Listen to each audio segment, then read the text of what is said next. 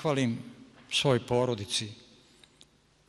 Imali su ogromno strpljenje za vreme traganja, za vreme studiranja svih tih stvari i za vreme pisanja romana. I nemam načina da to vratim. Ovo što ću sada da kažem, vrlo je intimno i ne govori se na promocijama, ali izgledat će vam nestvarno, ali rešilo je neke moje probleme, neke moje dileme kad je u pitanju roman. Ja dugujem zahvalnost mom 9-godišnjem unuku Dimitriju. Moj kompjuter se nalazi u istoj prostoriji gde se nalazi i njegov, isto kvaliteta, isto jačine, nema razlike. Ali ko zna zašto taj momčić voli da igra igrice na mom kompjuteru. Jednog dana je došao i rekao, pusti me da se igram. Rekao sam, vidiš da radim. Pa kaže, vidim, ali pusti me da se igram. Da li to što pišeš, da li se to već dogodilo? Rekao sam, jeste. Pa ako se dogodilo, dogodit će se opet, pusti me da se igram. Meni je stao dah, jer sam se setio rimskih glosara. Rekao sam, Dimitrije, ja tebe ne razumem. On mi je odgovorio, da ti objasnim, valjda ćeš shvatiti to što ti sad da kažem. Evo vidi, ako meni moj učitelj Stanko juče zadao domaći zadatak, a ja ga danas ne uradim, sutra neću imati pojma. Rimski glosari, on za njih nikad nije čuo, a vi jeste svakako, rimski glosari su bili pravnici, uslovno rečeno pravnici, advokati, koji su u drevnom Rimu branili siromašne, koji nisu mogli da plate svoje zastupnike, u slučajevima procesa sudskog sa bogatašima, sa državom. Njihov kredo je bio, ako neistina nadvlada istinu, juče dolazi sutra.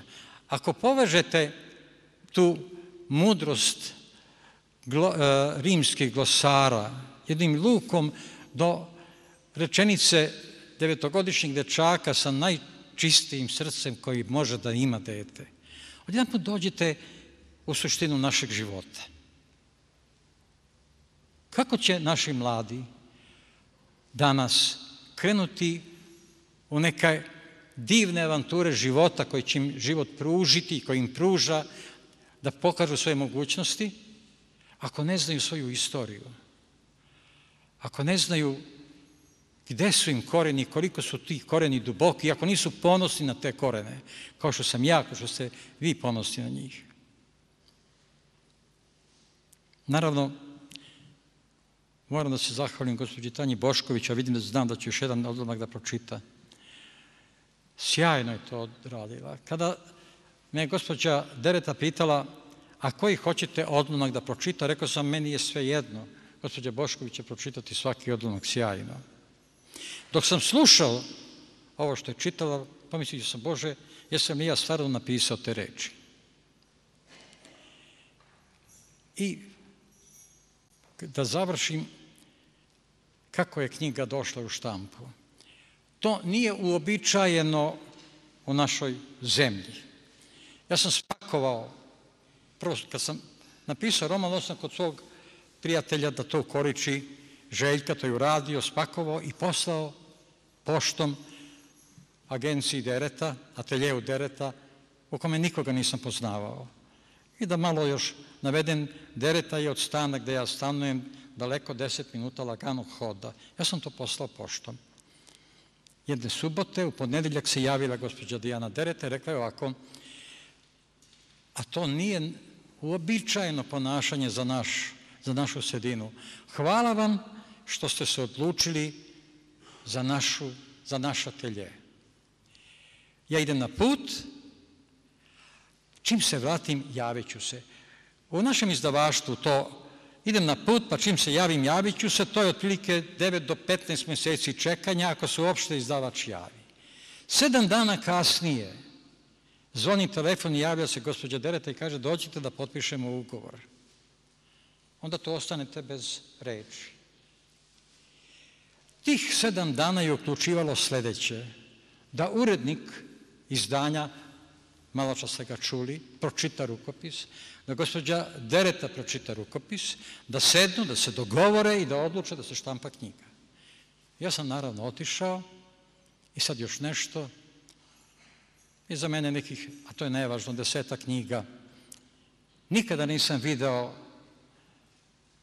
toliko pozitivne energije uneto u rad na jednom rukopisu. Sa toliko su strasti svi, od magacionera do gospođe Derete, do njihovog PR-a sa kojom sam ne znam koliko puta razgovarao. Dakle, toliko su mnogo energije uneli da se što pre ova knjiga objavi. Dakle, ovo što vam sada pričam o vremenu kad sam poslao knjigu, do ovog dana, negde oko 45, eventualno 50 dana, nemojte me hvatati za reč. To nije normalno ponašanje u našoj sredini. To je nešto van kategorije. Ne, ja nemam reči kojima bi se zahvalio Atelje u Dereti za ovo što su radili. I konačno, hvala vama što ste danas došli da ovo podne provedete sa mojom knjigom, sa mojim izdavačem, sa mojom porodicom, sa mnom i sa Pavlom Karađorđevićem, koji je makar na simboličan način vratio se u ovo časno zdanje. Možda će doći vreme kada će ga biti svuda. Budite sigurni da vas nećemo zaboraviti. Hvala vam lepo.